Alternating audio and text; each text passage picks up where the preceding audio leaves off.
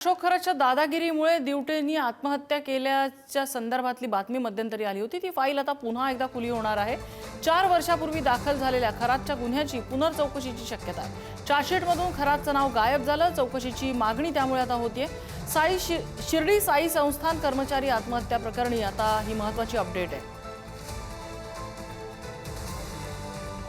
अजूनपर्यंत मी म्हणणं सादर केलेलं नाही।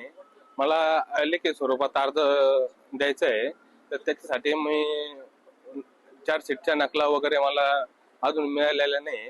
ते मी मिळवायचा प्रयत्न करतोय आणि चार्जशीटच्या मला भेटेल तर त्याच्यावरून मला सगळे डिटेलनुसार मला अर्ज करता येईल म्हणून चालू आहे, माझे प्रयत्न चालू आहे।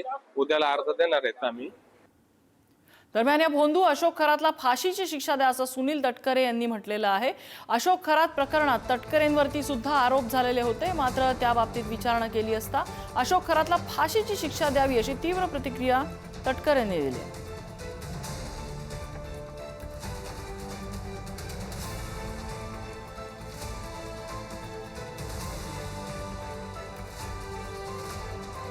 प्लीज आजचा मी सांगितलं ना, खरात असो कोणी असो, जी विकृत मनोवृत्ती आहे ती ठेचून नव्हे तर जलद गती न्यायालयामध्ये टाकून जे काय फाशी शिक्षा द्यायची असेल ती दिली जावी।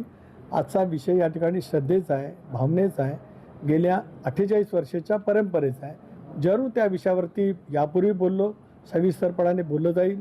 सरकारने SITच्या मार्फत खोलवर तपास करावा आणि ज्यांचा कळत नकळत संबंध आला असेल त्या सर्वांच्यावरती कठोर कारवाई करावी।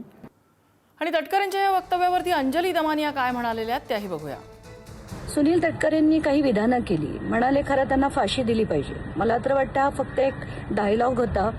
त्यांचं खरं विधान म्हणजे कळत नकळत ज्यांनी खरं त्यांना मदत केली त्या सगळ्यांवर कारवाई झाली पाहिजे। म्हणजे याच्यात सगळीच मोठी नावं येतात। रुपाली चाकणकर येतात, सुनील तटकरे येतात, एकनाथ शिंदे येतात, चंद्रकांत पाटील येतात, मिलिंद नार्वेकर येतात। या सगळ्यांची चौकशी झाली पाहिजे आणि सगळ्यांवर कारवाई झाली पाहिजे। मुख्यतः या नावांमध्येच रुपाली चाकणकर आणि सुनील तटकरे हे मात्र नक्कीच आहे।